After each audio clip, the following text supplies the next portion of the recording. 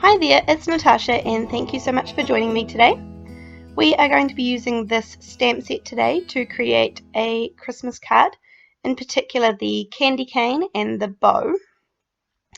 First up I'm going to use my anti-static powder tool, and because I'm going to be embossing these stamps, so I'm just going to add quite a bit of it, and then I noticed that there's a crease in the paper up there, so I actually end up swapping to a new piece of paper.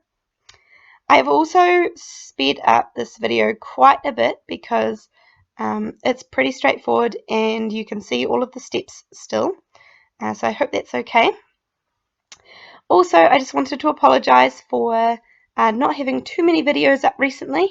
I am a primary school teacher and I'm working full-time at the moment, so just between family life and working, there's not too much time for my hobby of creating cards and card making and uploading them to YouTube and editing videos and things like that. It takes a lot of time and I seem to be a bit short of that at the moment. So thank you for hanging there with me, and I have a few videos filmed, so I'm hoping to have them up as soon as I can. So I've just added some white embossing powder and I'm going to heat set it.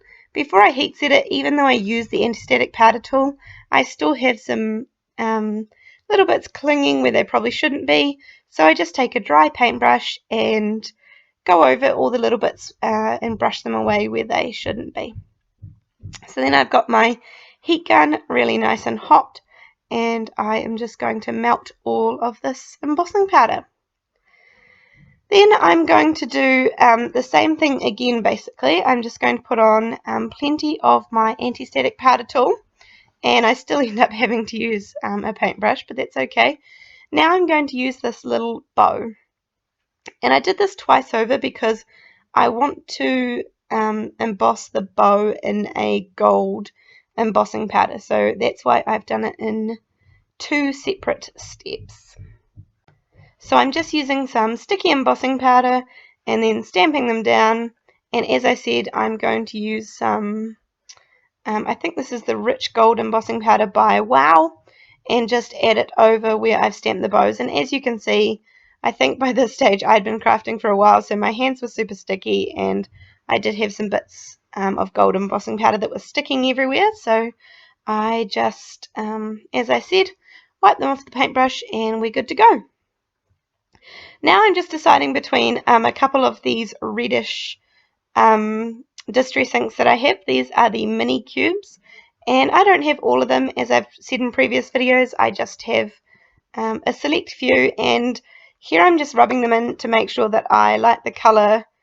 Because I had done it direct to paper, I wanted to make sure I was getting a true vision of where it was at when you blended it into the paper.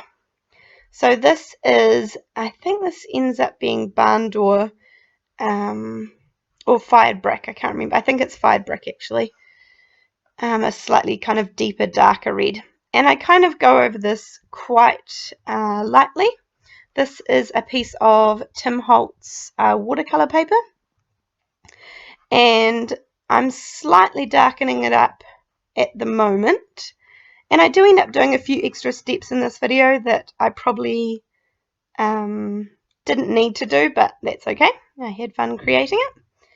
And so here is one of those steps. And what I'm going to do is I start off using a Zig clean color real brush marker and kind of filling in the little candy cane, because I wanted the candy cane to be a bright red, sort of brighter than the background.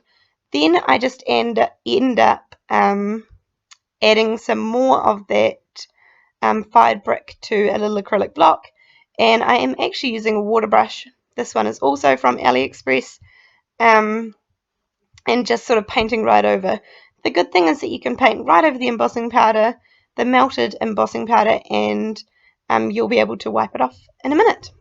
So I've just gone a little bit closer for you to see the last couple, and as I said, you can just wipe it right off. So I've just taken a little dry paper towel, and it leaves the inside of the candy canes looking nice and kind of bright red.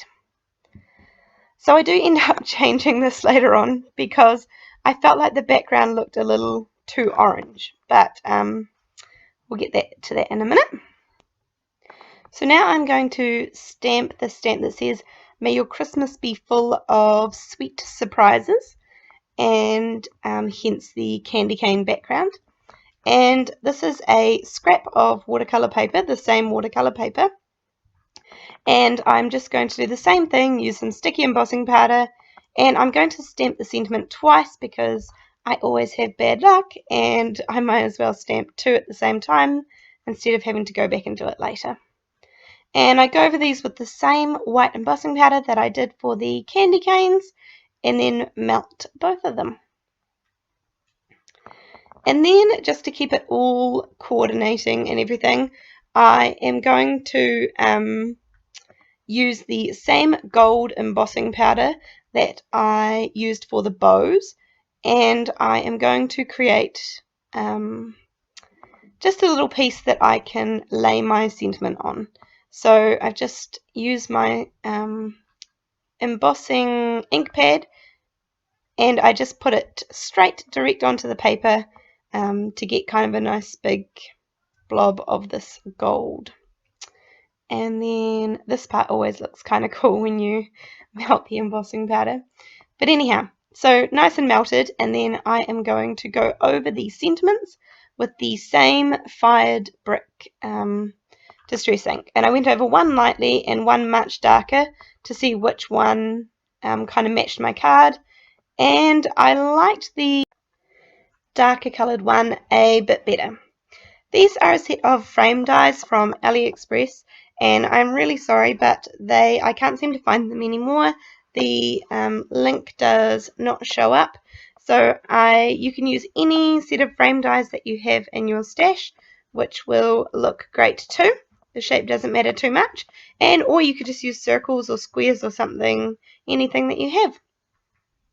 I used the second largest one to cut out the sentiment, and I used the largest one to cut out the gold background so that they layer up nicely on the card. And I did use two and just deciding which one, cut out two, sorry, and deciding which one I liked best. It was when I was putting the sentiment on the front that I thought actually not the right color in the background. So I end up going over it with a lot more ink and making it much darker, which of course ruins all my hard work on the candy canes, but that's okay. I'm just putting some double-sided tape on the back of the sentiment, and then on the back of the gold one I'm going to attach it using some foam tape. The foam tape is also from AliExpress, and I will put the links below in the description box. Thank you so much for joining me today. As I said, I really appreciate you guys staying with me, and I hope you enjoyed this video, and I will see you in the next one. Thanks so much. See you later. Bye.